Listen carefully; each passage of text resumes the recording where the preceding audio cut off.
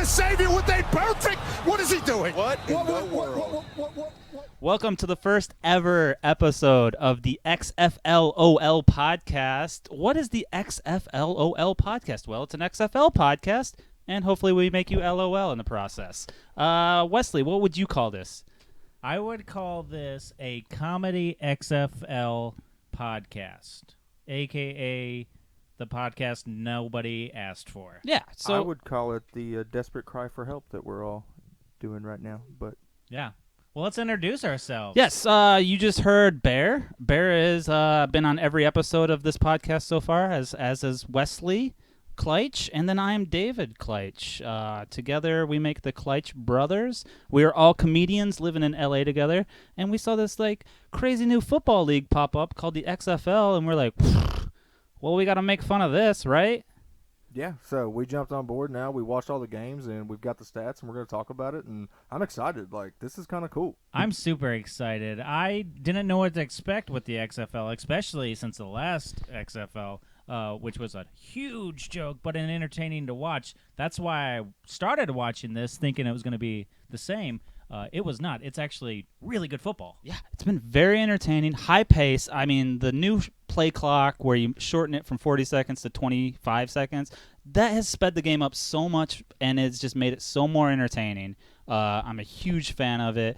Yeah, and I'm excited about talking about it all season with you guys, and watching and rooting for these players and teams that are. Yeah, there's only 8 of them. That Yeah. makes it so much easier. Right, like there's not that much to keep up with, and there's it's kind of more exciting. It's new, so it's got that on the NFL, but plus like the new kickoff style and everything. Like All it's the different. new rules are Yeah, great. it's- I think everything's great about this. It's a much better presentation.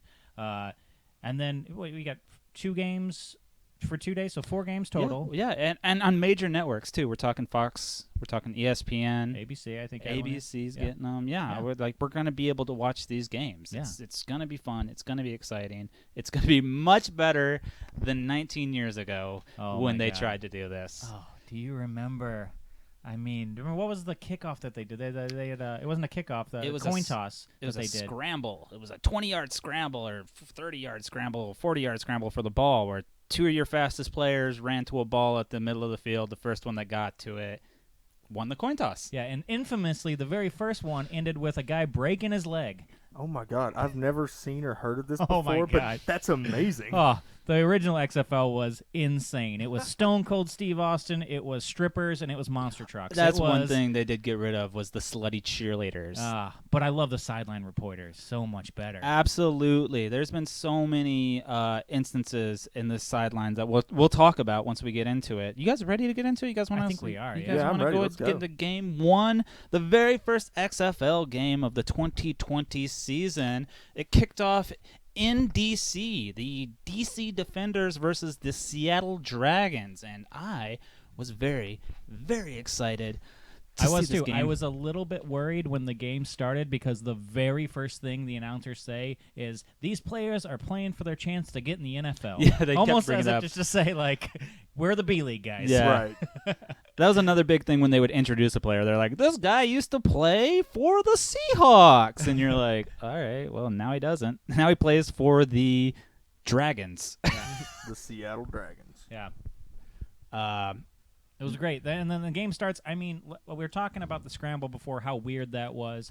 Almost a little bit weirder with this new kickoff, but I like it. Yeah, I like it a lot. I think they designed it so that there's more chances for somebody to break free, and it's safer because, you don't have people crashing it, running full speed down the field. But, like, they have them wait 5 yards apart, and then wait till the ball's caught, and then go. It's way more like almost like a schoolyard feel to it. Yeah. It's hard to explain. It's much easier once you see how it's done. I was expecting a lot of kickoff returns, but Well, here's the thing. So, okay, with these new gimmicks these new rules that they implemented, it was all about high offense, and that was one of the things the kickoffs they talked about was more chances for big plays. Now, we had 0 kickoff returns this week, so there weren't. I mean, there was. I think the longest one was 45 yards. Yeah, I think maybe was the 50 longest yarder return or something after a guy like that. dribbled it off his face. But It didn't result in more touchdowns, but it did result in more kickoff returns. Now, I looked up the stat. I think it's like 37% of NFL kickoffs were actually returned.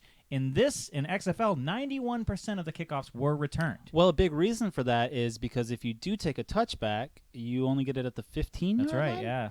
No. I think you get it at like the 15. That's right. Like I think 10 or something like that. Yeah, you don't get it. It's not as you don't get as good. So you get I'll look it up. penalized. Thank you, Bair. You get penalized for not. Whereas in punting, if you were to kick it out of bounds in punting or kick it into the end zone, then it brings it all the way up to the 35, which is huge. That encourages punt which returns. incentivizes more people going for fourth down and not punting as much. Mhm. I believe I heard one commentator say it's a game in between the 30-yard lines now because you go for the fourth in there. You don't really want to punt as much, which happened. Which there were a lot of fourth down tries. Which made for a much conversions funner game. and conversion. You know, That's when you tune into a new league and you have 10 fourth down conversions in the first week. I've got it right here for touchbacks. If the ball is kicked into the end zone and it is down as a major touchback, the ball is placed at the return side 35-yard line. In punts or kickoffs? This is kickoffs. So so that's the reason they weren't kicking it out into the end zone as much. You don't want to kick it too deep. Right, because they'll just get it at the 35. It's a 35. So They do the same thing for punts too. Once again, incentivize. Yeah, it is the same. It's as punts. weird. I also saw this happen in this first game. One of the teams kicked off right before halftime, and the ball didn't pass the 20 in the air. It actually bounced closer in, and they were penalized. The ball was put at the 45, their own 45. So even past the 50-yard line because the ball didn't travel far enough. Right here, here's the rule. Out-of-bounds kicks and kicks that fall short of the 20-yard line will result in an illegal procedure penalty, taking the ball all the way out to the kicking team's 45-yard line. Okay, so you're telling me that these kickers, when they're kicking off, they can't kick it too far or too short. Right, so it's almost like the kicker has a job now. Oh. Well, that shows why Chad Ochocinco didn't show up for the tryouts. There you go. That's a good point. He did. He said he was going to try out for be a kicker in the XFL. Never showed up. And then he saw would these explain rules, it, and he was like, "Wait a second, they're going to make me do things? I don't want to do things." All right. So back to the game. So the game starts off. We're Oh, talking. I'm sorry. Real quick, right before we end on kicking, I also wanted to bring up onside kicks. They've completely got rid of onside No kicks onside as well. kicks, So it's a 4th and 15. You have That's to right. try to convert a 15-yard play, and if you don't, the other team gets it from where you would kick. So Yeah, I think that's super cool too. that's safer too. Yeah. I mean, these are all things to make it more exciting and safer. Yeah. I think it's a lot easier to get a 15-yard play, one-time 15-yard play, than it is to get an onside. I think the stats true. show that. Still incredibly hard, though. So it's still, it makes it easier, but not too easy. Right. So I think that's really cool. And like onside kicks, like most of the time, it's so random with how the ball, unless that kicker gets a perfect shot on the ball, like it's so random where it's going to bounce anyway. Like the odds of recovering it can't be high. Especially if the other team's ready. Yeah, Right. You're much more likely. So let's get into the first game. Seattle lost to the DC Defenders 19-31. And somehow it was the best game of the week. It was even with that score. The sideline reporters, I'll never forget the very first interview that This is the greatest sideline thing. reporter did was after a player got injured. The very first, they interviewed these players after every quote-unquote big play or something that happens. And the very first one happened to be, a guy got injured, and they then immediately go stick a microphone in Well, his he was face. coming back into the game, and they were just like, I thought you were injured. And he was like, oh, no, I just got my bell rung there for a second. Oh, man. And it's so like, good. well, this is the person you need to be interviewing Yes. for sure. I'm thinking, I hope this trend keeps up. And it did. It did keep up. Shortly after, kicker missed a kick, and they That's they another had to funny interview thing. him as well. They're talking about how high octane this game is and how they're taking kicks out of the game. You can only do field goals, but they're going to make them go for it on fourth more and everything like that. What's the first points in the XFL? It's a field goal. Field goal. Ty Rosa. Yeah, Ty Rosa, I believe, the first points in the XFL, and it was a field goal. And then shortly after, DC, they scored themselves a touchdown right after that with their quarterback, Cordell Jones from Ohio State. Yes. Infamous. Did you guys notice After he threw 2 completed passes, they started chanting MVP. MVP. They also booed him a little bit later in the game as well. It's like those DC fans are all over the place. XFL fans. All XFL this week, fans in they're general. my MVP. So the XFL fans, they were great. I really enjoyed the shield that they have for the defenders. They have this like I hated it. It looked like a Captain America shield, and they gave it to like all the first responders to Of like all the logos, they could like 2 lightning bolts and 3 stars. You couldn't come up with something more creative than that. Like, Also, defenders, I don't like that. I mean, that's what happens then when you don't know a player's name and you're like, tackled by the defender's defender. Oh, yeah. that's a good point. I would also love it if DC turned out to be the best offensive team in the league. The offense of the defenders is just so phenomenal. One thing that I thought was interesting about this game is that Seattle actually ran the ball better than the defenders, and they ended up still losing. Yeah, well, that's 97 the yards thing about rushing. the XFL. Rushing, despite, I think there was only one team to rush for over 150 And we'll yards. get to that later. We'll get to it, yeah. Absolutely. I do want to bring that up. Rushing, not a huge priority in the XFL. Yes, mean, but yeah, it is early. It's early in the league, too. So That's right, but in most football games, you don't see that. The team that usually runs the ball better usually does better in the game. Yeah. But that doesn't seem to be the case here. Yeah. Going back to, the sideline reports, Ty Rosa misses a field goal in the second quarter, and what do? They immediately put a microphone in his face. Absolutely. I love it. The only thing I didn't like about it was I wish it was Pat McAfee. Oh, he was the best reporter. Pat McAfee would show up in the last game of the week, and he was by far the best thing of all the XFL. I will get to that Such a later as great well. cherry on top of this wonderful cupcake that is the XFL. But, yeah, we'll get to that. Let's see. That got rid of PAT kicks, so you can no longer kick a field goal after you score a touchdown. You have to go for it. And how do they do that? Well, you have 3 different ways to do that. You have You it go from the 1, 2-yard line, the 2 5-yard line, or the 10-yard line. Yep, for 1, 2, or 3 points respectively. That's right. In this game, Seattle would go for 3 different PATs, all from the 1-point line. Yeah, the very first PAT of the XFL, defenders, interception. That is true. And it was a 1-pointer too. So just from the 2-yard line, and they throw an interception. DC would they had 5 different PAT attempts. They would go for it from the 1 yard 4 times, only converted once, and they would go it from the 2-point at the 5-yard line once, and they would not get it. I think my favorite thing about this is that it makes for the weirdest scores. There were Yeah. some Right. weird scores this week. Right, guys. in 1931, when was the last time you saw a football game in I 1931? think there was all 3 were 3 out of the 4 games were like unique scores to football. Like I it can never tell you it happened. was the first time it happened in an XFL history. No, I don't actually know that because I didn't keep up with the 2001 season. All I know is that my LA team is the reigning champions, the LA Extreme. That's now right. the Now the Wildcats. LA Wildcats. Yeah. Defenders would prove their names by scoring 2 defensive touchdowns in this game. One would be an interception, and the other a blocked punt. Very fun to watch. What a hell of a move. That guy went to the outside and cut to the inside so fast. Now, all I can remember about this block punt is it came on immediately after the first F-bomb, Yes. which I hope to be a lot in the XFL. There was a player, again, going back to the interviews, there was a player that was he was flagged for personal foul for shoving a guy down, thought he was getting a little bit too close to his quarterback.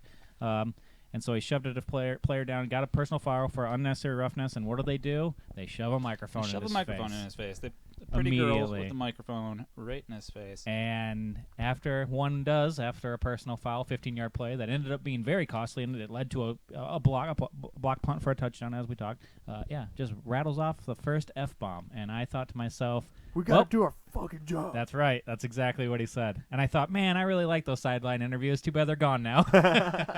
Yeah, I wonder how long they'll keep that. Like, because that, for the players, that's got to be frustrating. But for watching, it's awesome. Well, it's not only the interviews. Everybody's mic'd up in this game. Right. You hear the coaches. You hear the refs. Like, the Yes. refs, like, in the replay booth, anytime there's, like, they're looking at something in the replay, you can hear what the replay ref is saying to the ref on the field. So you know what's going on. Something that's my the call. NFL needs to My call adopt for the next immediately. F-bomb will be a instant replay official when they're like, "What happened?" He's I like, don't fucking know." know. I can't wait for that F-bomb. That's going to be great. That is going to be great. Cause, what was the call on the field? Well, nothing conclusive. We're going with that. They also run all their replay devices with an Xbox controller. I did notice that. Which pisses me off because I'm a PlayStation man myself. Yeah, I still liked it though, kind of though. Because you can just the new Madden looks great. They no, it's called McMahon now. Oh, the McMahon? McMahon Yeah, 20. Yeah. It is. I was watching them do a replay, and the internet went down, and they immediately cut to another camera. You could hear the guy go, "Uh-oh, oh, let's hear. Oh, it's working again," and then they cut back to him, and it was just like, "Oh, geez, that could have been." I love it though, man. Instant replays are my favorite. Almost one of my favorite things about this now too, is because you get to hear them in real time. Say, okay, let's see. No, he clearly. All right, yep, go ahead and both put feet it down. Yep, put it here. All right, put it on the clock 10-yard and set the clock to So this. instead of Al Michaels and who knows what in the booth just speculating, looking at it, you actually get to know we what know the call is going to be. everything it's so much better. that is going on. And you also get to hear the decision making behind the call. Oh, and so it lets it. How cool is it to hear the coach call the play and then get to see it? You know, Yeah. They're out there. It was funny because the very first touchdown scored in the XFL. I'm calling it right now. Bill Belichick's coming to this league as soon as. He's asking for these rules. Oh yeah. Immediately. The very first touchdown in the XFL was Austin Prohl, Ricky Prohl's son, Ricky Prohl from the St. Louis Rams fame. Played in a couple Super Bowls. Austin Prohl scores a touchdown, very first touchdown. They put a microphone in his face and they ask him what the name of that play was. And he says, "Oh, I can't tell you the name of the play." And we're like, "Dude, we already heard the name of it." Right, like everybody knows. We know. You can't remember it, can you? I wonder if the coaches know that they're being broadcast. Like that's the thing that. I they know. have to know. Because they're not cussing that much. Well, I mean that's a good point. Yeah, they have to know. It's funny though because you're thinking, okay, they're still covering their face. That's my favorite part too. They'll cover their mouths so they can't have, even though it's being broadcast live on TV. But we talked about it. It might be because of the wind. They might be covering their mouth to get the play in better. Into the yeah, mic. maybe. Well, I mean, one thing I did notice was they did cut up to an upstairs shot of an offensive coordinator, and he was clearly watching the feed of the game. Oh yeah, on ESPN. Yeah, so he's like defense coordinators so have they cut to a camera and it shows him on TV. You know, the game watching right himself behind him. on TV, like so that tells me that he's watching he knows every play that comes in because everybody's mic'd up all the time.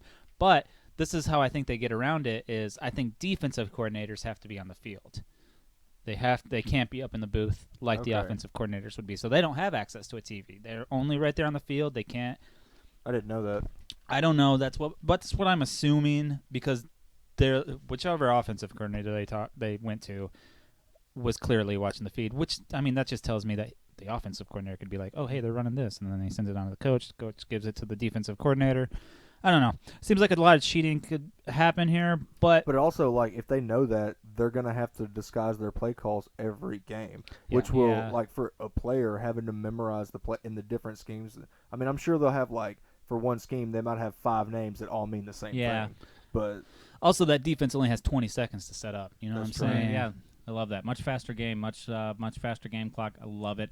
I mean, after the first half, I was hooked. First half ending with a XFL record 55-yard field goal. That's going to be a tough record to break right there. That is going to be a tough record to break. I hate to tell you, the stat has been changed to a 54-yard field goal. Oh, well, you know, so that much easier, but still, that record's going to stand for a while. So the first half ends. Halftime, only 10 minutes. What do you guys think of that? Great. I was in. I was much faster paced game. I love it. They put the cameras in the locker room. Yep. That's a risky move. Yeah, that's another one where you're like, I wonder how long that's going to last.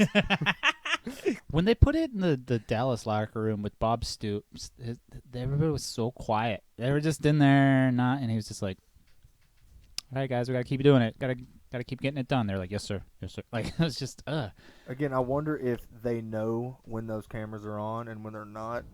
Because, I mean, there's no way it's a surprise. It's just there's one guy's job that stands behind the camera with a sign that says "Don't cuss." Yeah, that's his job. Yeah, and then as soon as they or they just bring their little old lady in. Just Nobody wants somebody's to cuss grandma, like the in front of you. coach's grandma, is in every locker room. That way, it keeps everybody just on a level head. I think that's a good move. That's a great move. I think that's a good move. Nobody wants to cuss in front of little old ladies. What do you think, player of the game? Austin Prohl. Austin Prohl, yeah. On I the think losing, he had 5 catches for 88 yards and 2 he had a touchdowns. 57-yarder. But Tiptoed on the sideline. But really he was good. also on the losing team, so I think we have to give the game ball to Cardell Jones. Yeah, maybe. Cardell Jones had that. He had that double reverse pass. Yes, he did. He was only sacked once for 8 yards. He rushed for 28 yards. He threw for 235 yards and 2 touchdowns, no interceptions. MVP chance. Yeah.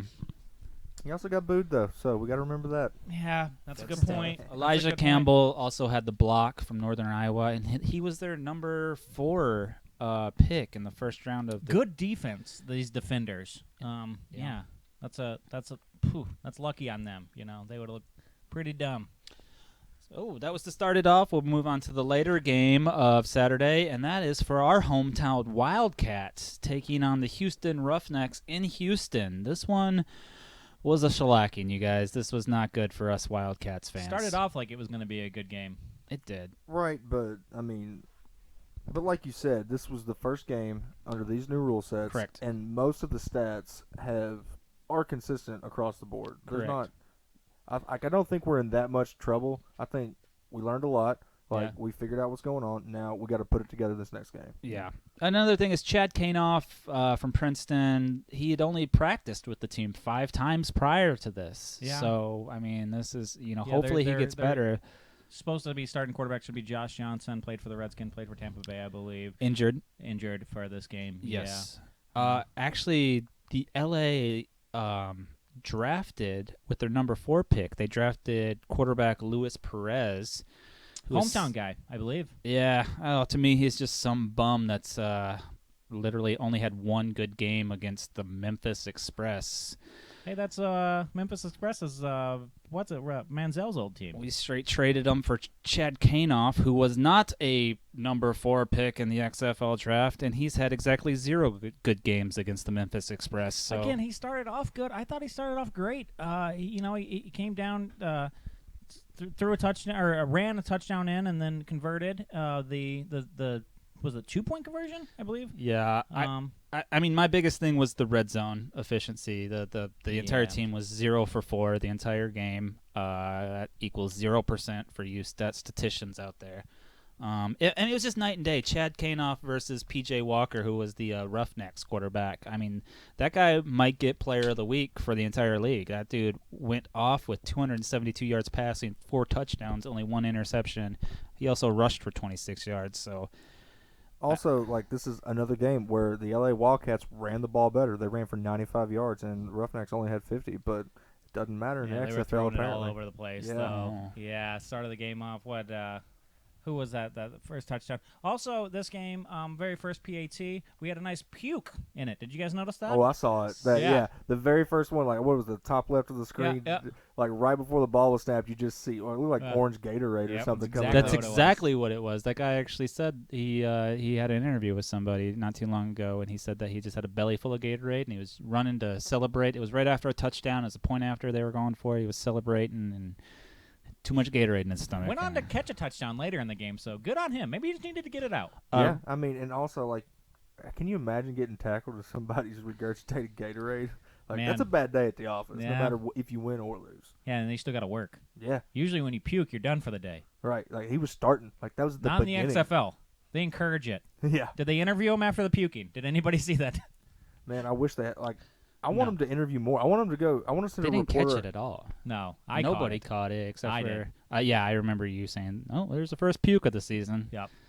Oh man, And it was a wide receiver. You think that seems like an offensive lineman move right there for sure. Oh man, I don't know. LA's got this defensive lineman who's a chunky boy who looked like he'd be a nice puker. Hey, Did you quick guys see this? quick correction. The LA went 2 for 4 in the red zone, not 0 for 4. Sorry, I'm just looking that over. They were 50%, but still got to get better. They did not. 17 points is not enough in this offensive favored league. If you guys, know I what I'm mean, saying. P.J. Walker, he went off. I think in my mind, he was the player of the week. Nelson had himself a game, though, for the Wildcats, over 100 yards receiving. I think that was the most of the league. So, Yeah, he had 11 receptions for 103 yards. yeah, I think he's going to be very Wes Welker-esque. I like him. Yeah, Nelson Spruce. He also had the most targets of the season so far with 15. So Chad Kanoff, real Nelson Spruce happy. Unfortunately, Josh Johnson should be coming back at any time, so we might not be seeing. We'll as find much out of next Kanoff. week. They have their home opener against the Dallas Renegades, who had themselves a tough one. So Yep. we'll see. But also Landry Jones coming back for Dallas, so we might have 2 fresh quarterbacks for that game. We'll see. And I Anything wonder else with more on that game? Nelson Spruce, I'm wondering if the lengthwise for the whole season, if we can expect that many targets every game at him, because now that Now they defenses know that that's where we're going. I mean, you get players like Wes Welker, Julian Edelman. They remind me a lot of the Spruce guy. Everybody knows the ball's coming to him. Right. And Sometimes they still just get it. Yeah. So Ricky Prohl was another one of those guys too that and I'm not just saying it all because they're slot receivers, but they seem to be, that maybe that's just where the sport's Except Ricky going. Prohl, Austin Prohl. Yeah, Ricky's boy. Yeah, he's for Seattle. Seattle. So that was that game. Hopefully our Wildcats get a win next week with Dallas, but that's going to be a tough one because Dallas has Landry Jones supposedly coming back for that game. So, and also Dallas coming off rough loss in their first game. Yeah. So. Oh, you know what we didn't bring up? This is another one of my favorite things. Right there on the little score where they show the score, they've got both the spread and the over/under. Yes, it seems for the whole game. Seems a very they want to get people gambling on this as Also, as the much announcers advertised it. They were like, Oh, okay, yeah. there's the over/under there. Oh, if yeah. you want to go make some money, Yeah. this is how you do it. I believe every game, all unders. FoxBet.com I remember seeing as well, and I was like, whoa. I mean, if you're going to go for a market, the gamblers, get them. It's It more, makes the game more exciting. I'll tell people you love that much. people When you got love money gambling right on now. football, and this is the only football you got right now. So It's very true. I like it. Y'all ready to move on to the Vipers Guardians? Yes, Vipers, Guardians. Let's get into it. This was supposed to be the most, one of the most exciting games of the week by far. This Oh, my was goodness. 2 favorites, the Tampa Bay Vipers and the New York Guardians. These teams were supposed to have a shootout, and one of them showed up. By the way, what is the Guardian logo? Is that like a vampire It's a gorilla? gargoyle. I would think a gargoyle. Gar- My Gargoyle? favorite logo. Mhm. Okay, yeah, that's a badass logo. Oh, yeah. I'm 1,000% on board with that logo. Yeah, and they're playing this game at MetLife, man. They're playing Yeah. this at an NFL stadium. Yeah, they People had- showed up. People showed up. There were fans too. I remember there was the weird cheese guy for sure at this That was game. a Vipers fan, but there was a Guardians fan that decided to streak. That was good. If you guys check that one out on Reddit, that was pretty funny. I've seen some good TikToks of some shenanigans that were going on outside of MetLife that day. It was Once again, this is another game where you have a huge spread between both teams' rushing attempts or rushing yards, where the Vipers had 150 rushing yards and the Guardians only had 44. What this is telling me is stop running the ball in the XFL. Yeah. Like, you are wasting your time. Yeah, I think so. I don't know. I think it has to do. It's hard to find a good offensive lineman, and if you are, you're in the NFL. Right. So that could be it. It's the beginning of the year. I'm hoping to see a little bit more rushing in this league, but everybody loves the ball in the air. So Well, I mean, from just looking at the stats alone from these first 3 games, like the teams that run better, it hurts them. yeah, Or I mean, they're yeah. It could. I mean, Tampa Bay has got a good running back in Davion Smith from Michigan. He was a great rusher. He went for 79 yards, and then you also have that dual threat quarterback Quentin Flowers, who was coming in every now and then for I know. Aaron Who was their Murray. starting quarterback? I'm so sorry. Aaron Murray. Aaron Murray, get him out of there. Quentin Flowers. I agree. Who is a self-proclaimed quarterback / running back? Love it. Yes. Yeah. In fact, Uh, if you go to the XFL draft and look at his position, it just says not available. Yeah. Because I don't think they really knew what they were going to do with him when he showed Yeah, up. put this guy in. Aaron Murray wasn't good in the AAF. He's not good in the XFL. We're done. We're done with that one. Let's get Quentin Flowers in there. These guys were projected pretty high to win this. Yeah, whole they were thing, 3-1. right? The championship. Yeah, somewhere around there. yeah, and that was until somebody woke up the New York defense and Woo. said, you know what, they were planning on winning. Woo. Oh my goodness, them Tampa boys came Guardian. to play. Jesus, that's a good team. That's a good defense. Good defense. Yeah, and they've got Matt McGloin as Yeah. their quarterback. Matt McGloin. They kept talking about Matt McGloin, and 7 starts with Oklahoma. Would you guys like to take Oakland? Oakland. I'm sorry, Oakland Homa. Matt McGloin. What college is he out of? He is out of Penn State. He was a walk-on, first starting quarterback. Yeah, starting walk-on walk-on at Penn State. at Penn Yeah. State. Was that during their dark times, though? I mean, In 2013, yeah, it'd with be right around their dark times. injuries. No, this was his rookie year. Oh, okay. 2012. Yeah, right around Penn State's. Yeah. Let's see that sideline interview. Yeah. Well, man, Let's ask him after a about that. touchdown, he's all happy, and then you just stick a phone or a microphone in his face, and you're like, "Did you ever see any diddling?" In 2013, he was on the Oakland Raiders behind Terrell Pryor and Matt Flynn. An injury to Pryor, an inconsistent play to Flynn, brought Matt 7 McLaughlin up to 6 McLaughlin. starts in Yeah. 7 games. You guys want to take a guess at it? How many wins he got in those 6 starts? I thought it was 7 starts. For Oakland, Mm-hmm. it's tough to win Hey, back then. well, we're not going to turn this into just shitting on Oakland. Okay, some people. I'll go 2. 2 wins. I'm gonna go 1. It was 1. He went Damn. 1 and 5.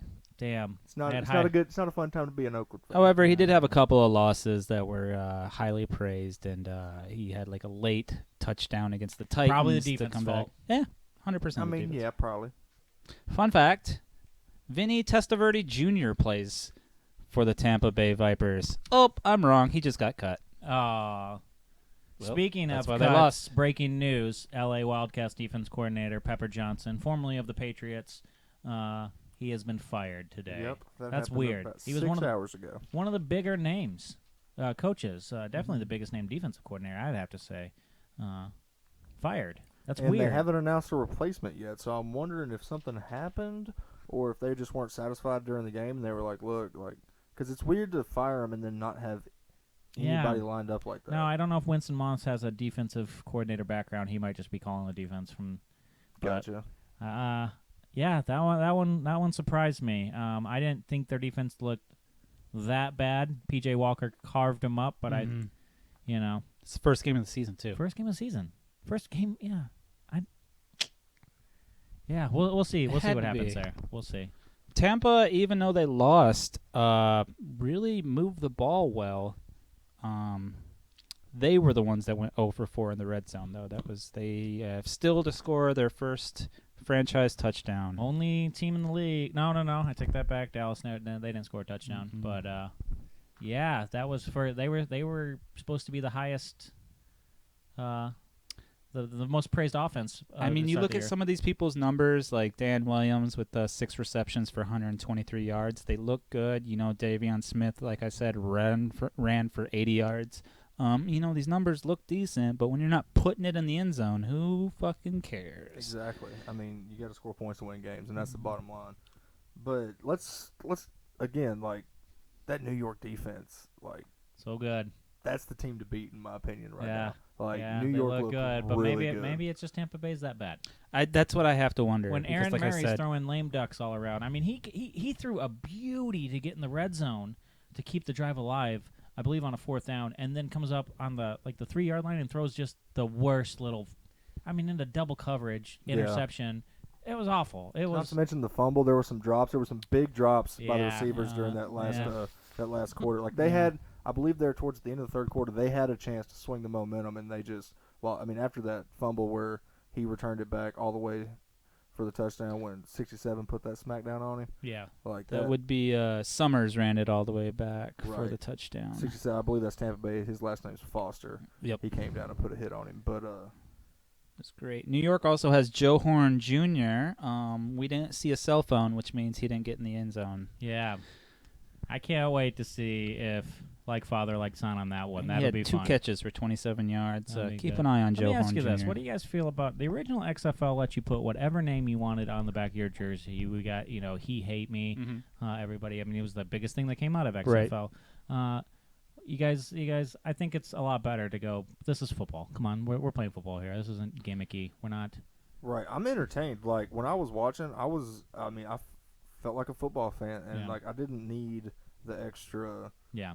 flashy stuff. Like the extra I mean, rules it's make the it flashy. little thing. It's these little things. The sideline reports, the kickoff, Yeah.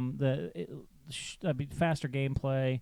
It was also hilarious seeing some of the sideline reporters when like they would go interview somebody and they would just run away from them. Oh yeah. And then the reporter's like, "Ugh," and there's like that dead space. It was really funny to watch. There was. I mean, for the Tampa Bay game, I think we had Brock Huer. No, that was the LA game. Brock Huer from Miami. Mm-hmm. He made some really funny faces in some replays that I saw. He did really good. I thought they all did really, really good. I agree. Their announced team, which I believe just comes along with the network that they're on. Yeah. So that's where we're getting them that would from. make sense. But they all Moving did a on to great the job. next game, though, who had the best sideline reporter? Yes, finally. Now we got something to talk about. The St. Louis Battlehawks came to Dallas to play the Renegades. Renegades, the favorites to win it all. Favorites to win it all. Vegas favorites to win it all. Coached by Bob Stoops. Had the number 1 pick with Landry Jones, who sat out this game. Who was replaced by... I cannot believe this happened. Before the game started, they were interviewing Bob Stoops, and they were talking about this guy that they got to replace Landry. His name is Philip Nelson, and he is an Instagram model. Aww.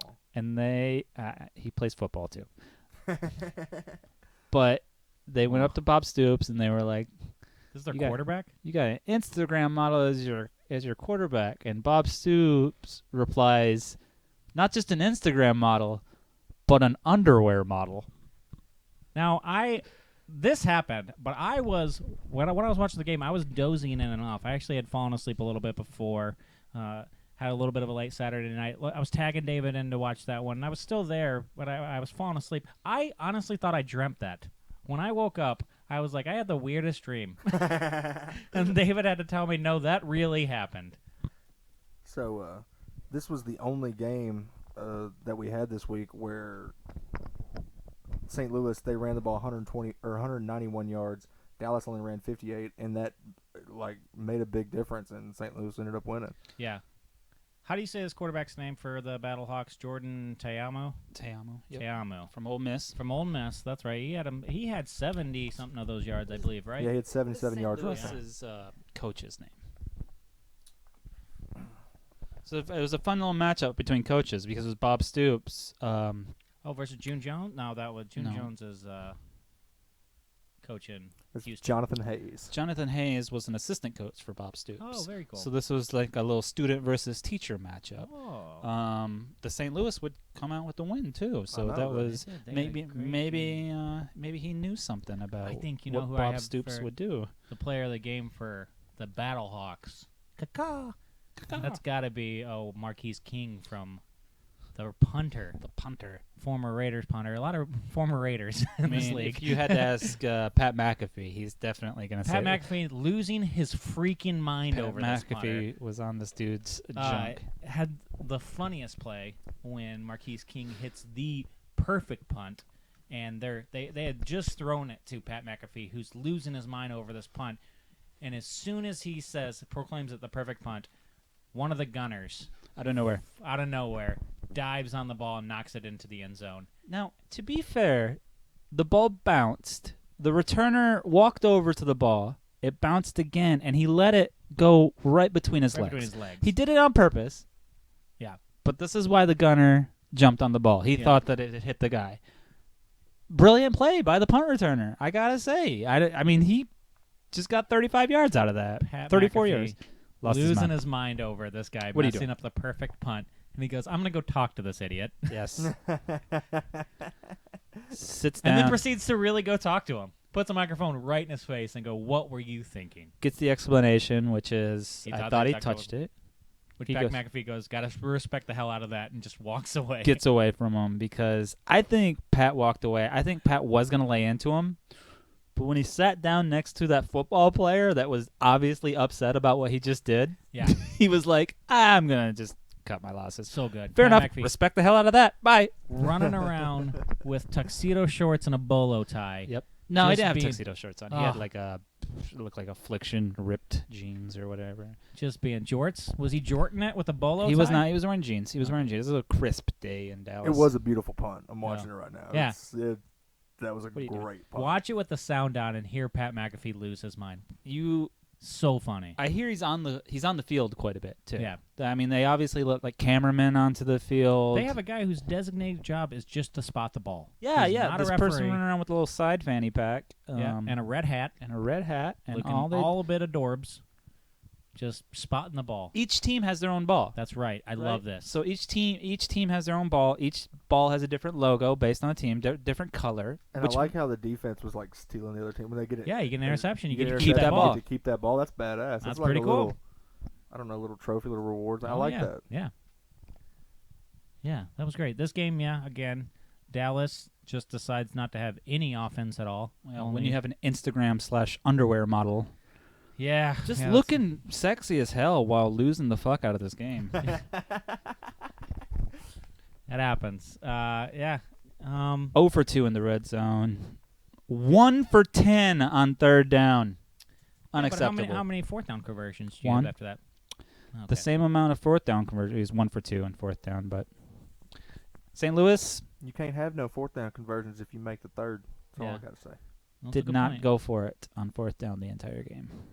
They did not go for it? No. St. Louis did it. No. Well, No. we got a punter like King just No just- shit. Just dropping dimes in there. a league where it touchbacks and coffin. You can't do a coffin corner in this Right. league. No, you have to do. And he was just dropping dimes.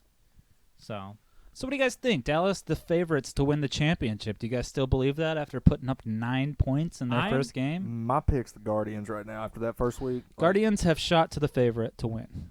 I am gonna say Dallas is still my favorite to win this. I think Landry Jones coming back and Bob Stoops, arguably the best coach in my mind, the best coach in the league. And I We think still got this is 9 a games to go. I think this is a coaching league. I think the best coach is gonna win this thing.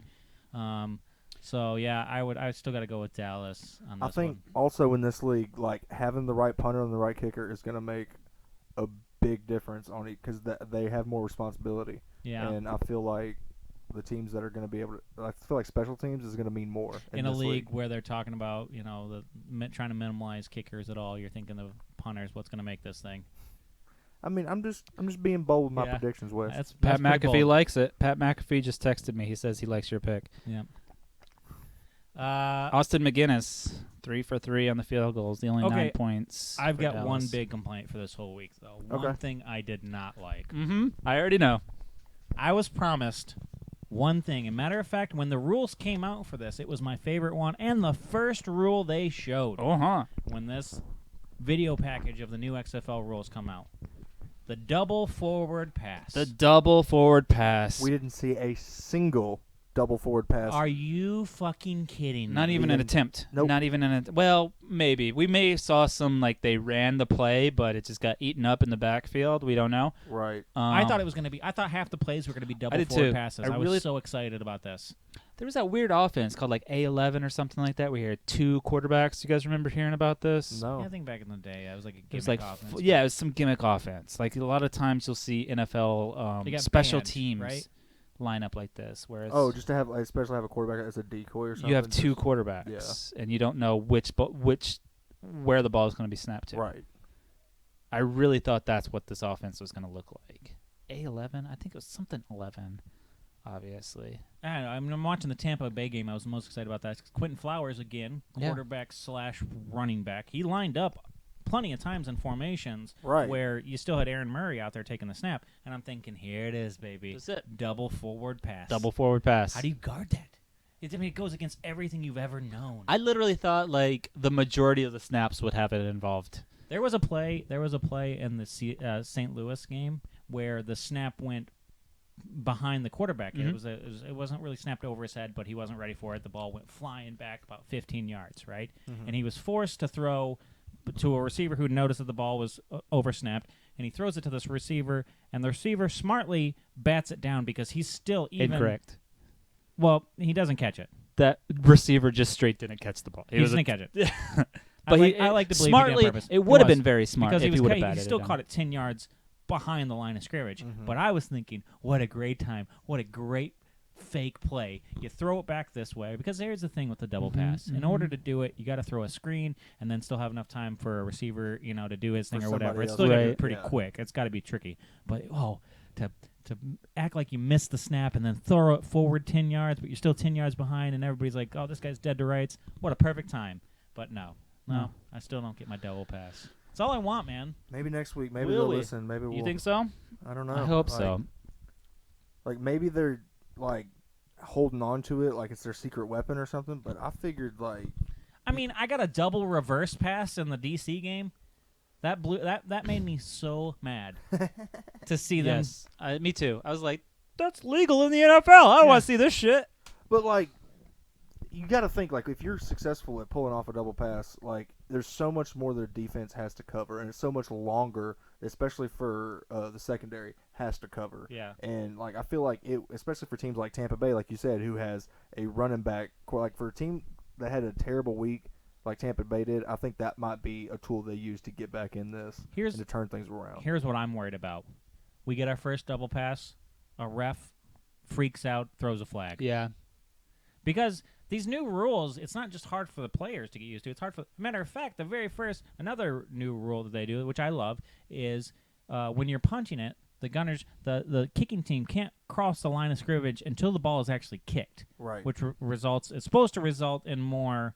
Less fair catches. Less fair catches. There was a ridiculous amount of fair catches this week. I do have to point that out. It's because they're just skying the punt straight up in the air. But because they can't, you're right, because they can't touch back. But very first play, I'm watching to see how this is going to be for this first punt. They snap the ball. The gunners just take off. No flag, no nothing. Nobody. I believed I was the only person in the world to notice the first punt was completely botched. And then I was starting to wonder, maybe I just thought this rule up. Maybe I was dreaming about Instagram underwear models. No, again. that's the rule. Yeah. So, I don't know. I guess it's going to take a little bit of time for people to get used to. Maybe. I don't know. But give me my double forward pass. I want it. Even if a flag does, like worst case scenario, ref freaks out, throws a flag on the double forward pass, they're going to review it. They're going to pick it up. Like it's not going to. I have a stat stuffer by the name of Cameron Artis Payne out of Auburn. He apparently threw a pass for 10 yards, rushed for 6 yards, and caught 4 passes for 13 yards. None of those incredible numbers, but, I mean, I think that guy might be the one to be the first double pass. To do it? Yeah, if I had to guess. So you're calling it out. I'm calling it right now. Dallas Renegades running back Cameron Artis Payne.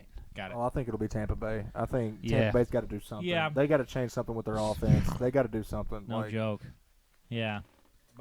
If we're placing bets on next week, who's going to be the first one to throw the double pass? All my money's on Tampa Bay. Again, you guys, I'm telling you. Sweet lead in, by the way.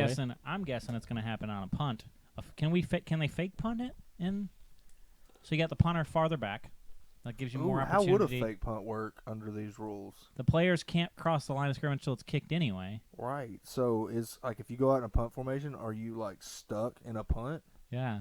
That's an interesting question. Here's a question I had with the double forward pass is how does intentional grounding work for? Because if I do a swing pass to my running back, he's about to get eaten up in the backfield. Why wouldn't he just rear back and throw that past the line of scrimmage for an incomplete pass? I don't know. That's a good question. Because there's not going to be a second pocket. You guys tell us. We don't know what we're talking about. That's right. Yeah. Thanks for listening. We don't know what we're talking about podcast. Are you guys ready to make your picks for next week? I'm ready. Bair, pull them up. Who do we got coming up? While he's pulling that up, Wesley, you said, do you have... I'm gonna guess Dallas is gonna have the first double pass. Who do you think is gonna have the first double pass? I'm with Bair on this. I think he's gonna say the same as me. I gotta say Tampa Bay with Quentin Flowers, self-proclaimed quarterback, running back, definitely has to. So you guys are both saying Quentin Flowers. Yeah. I mean, I thought I was gonna see Tampa Bay throw the first one. I like my pick with Cameron. Okay. I'm gonna put this down. We'll check back up on this later. All right. I got the games pulled up right here. So next week, the first game is Saturday, February 15th, 2 p.m. The New York Guardians and the D.C. Defenders. That's going to be a hell of a game. That's game of the week. Yeah, that's going to be a great game. Yeah. And 2 really good defenses. My money's on New York. I mean, that's my pick. I'm picking New York. I love Matt love the McGloin look. versus Cardell Jones. That's there's not a lot of big name quarterbacks in this. It's hard to say that those two are, but Yeah. out of quarterbacks that are still playing right now today, as of this year, this part of the year, those are the two maybe best. So I'm gonna go. Man, it's hard. It's hard to go against that defense of the Guardians. I'm gonna go. Where's the game at? The game is Bottom team's the home team. okay. The game is in DC. In DC. Mm-hmm. They had a great crowd. You got good fans. I'm gonna go DC on this one. I'm gonna go with a DC. I think I really liked what they had going on. They were the first team that I got to see play. First team with the ball. I hate their logo. I hope they change it immediately. Yeah, not a big fan of their logo. I mean, if we're making picks a better logo, yeah, Guardians won the Super Bowl of the XFLOL, whatever they call it. Already, yeah. Yeah. I think the Dragons are pretty terrible. I'm also gonna go with DC. I'm gonna take the home team as well. Cordell Jones, I think, has looked like the best player in the league so far. So I'm gonna go with him. I think it's gonna be a defensive-heavy game. So I'm gonna go with the team that's called the Defenders as the better defense. Yeah, Sounds the good. Guardians. Well, at 5:00 on Saturday, you've got the Tampa Bay Vipers and the Seattle Sea Dragons. Oh, is it the Sea Dragons, not just Dragons? It's not just the Dragons; it's the Sea Dragons. Well, that's breaking news, guys. I did not know they were the Sea Dragons. What a terrible Hold name. on a second. Are you sure it's not just it's the beginning of Seattle? SEA. You know what? It might be. It might be. Well, for the rest of this podcast, They're the the rest Sea of the season, Dragons. All right. they're the Sea Dragons. There we go. The From Sea now on, they're the Dragons. Sea Oh my Dragons. God. There it is, people. Seattle let's Dragons. See. Yeah, Seattle Dragons. Both of these guys did not have a good week one, but there's not a lot of teams that have a worse week one than the Tampa Bay. Now, that's not. It's not even the Tampa Bay Vipers. It's just the Tampa Vipers, I believe. I'm not going to ask Bair on that one. It says TB Vipers. Oh, okay. It's all the right. Ta Vipers. Okay, the TB Vipers. Who you got, Bair? I'm picking the Sea Dragons. You're going to see the Sea Yeah, Dragons. I mean, until the Vipers show me something on offense, like I can't pick them. There's Yeah. no way. yeah. You got to score points to win. I games. also have to go with the Dragons on this one. Austin Prohl look really, really good. They have a competent quarterback. Unless the Vipers make a move on, and they started the second half. Quentin Flowers before bringing Aaron Murray back in. But yeah, I mean, the Vipers just haven't played any football yet this XFL. So I'm also going with the Dragons. All right, what about you, David? I'm going Tampa Bay. I think I think they're hungry to get that first touchdown. I think they're hungry to get their first win, and I think there's going to be some major changes in their offense. Don't get me wrong; they put up a lot of yards, you guys. They did. They just didn't get in the end zone. So. Yeah. All double passes. That would be awesome. Okay, so Sunday, February 16th at 3 p.m., we have the Dallas Renegades coming to our town We'll be at this game. playing Yes. the LA Wildcats. Everything anything. goes right. We'll be at this game. Come boy. join us. I mean, I think it's been confirmed Landry Jones will be starting that game. Yes. Uh, Real quick, Landry Jones' story. At the beginning of the game, Pat McAfee interviewed him and was talking to him, and this guy could not be any drier of a human being, a more boring human being. Pat was trying to work with him. He even said after the interview, he was like, I just talked to him for 5 minutes and I didn't learn anything. But in the middle of the interview, he was saying something generic along the lines of, we're just going to go out there and we do things better and we're going to do it better. And Pat McAfee said to him, it's 0-0. Yeah. Take it easy. yeah. Yeah. I did see that. He was talking about the offense, that he was excited about this offense and we're going to show him some things they've never seen. And Pat McAfee did say, yeah, it's 0-0, dude. Yeah. Let's, and then they proceeded not to score any touchdowns, so Pat was right the whole 100%. Bear, who you got? I think Jones coming back to Dallas is going to make a difference. I think that they're going to be a better team, but it's the first LA Wildcat home game. I'm not going to pick against LA. I'm picking the LA Wildcats. Man, the fans are going to be crazy. I know, because I will be a fan there going crazy. Again, something's going on with the Wildcats, guys. Firing Pepper Johnson out of nowhere. That I first. mean, that's a good point. So And Jones coming Landry back. Jones. If I knew for sure Josh Johnson was coming back, maybe I'd feel a little better. Even then, I still don't know if I could. My heart wants them Wildcats to win, but my betting brain is going to go with. I think Dallas. They were supposed to be the best team, and they came out and they laid an egg. And again, I think this is going to be a coaching league. Bob Stoops, probably the best coach out there right now. So yeah, I'm gonna go Dallas Renegades on this one. Dallas. I'm going to go with LA as well, hometown team. I've been a Wildcats fan since the beginning.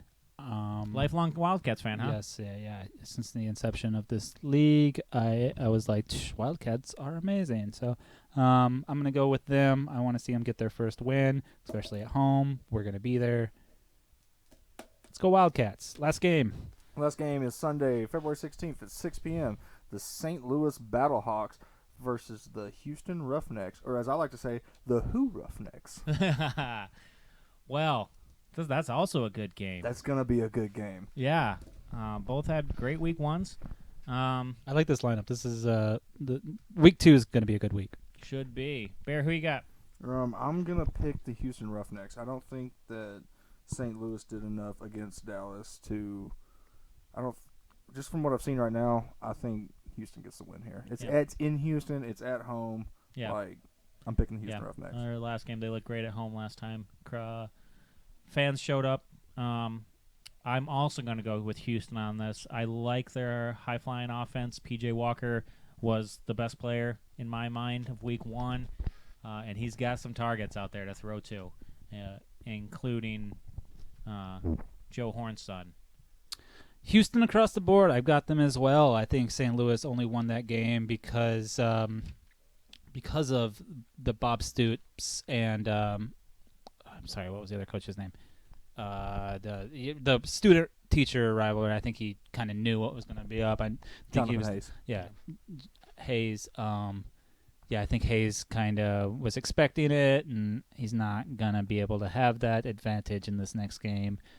St. Louis looked good, but they didn't look great. Houston, on the other hand, looked really, really good. And, I think they're going to run away with it. P.J. Walker might be one of the best players in the league right now. So Yeah, even at how tall is that dude? Like 5'8" or something like that? He's a little dude. Little dude from Temple. Yeah.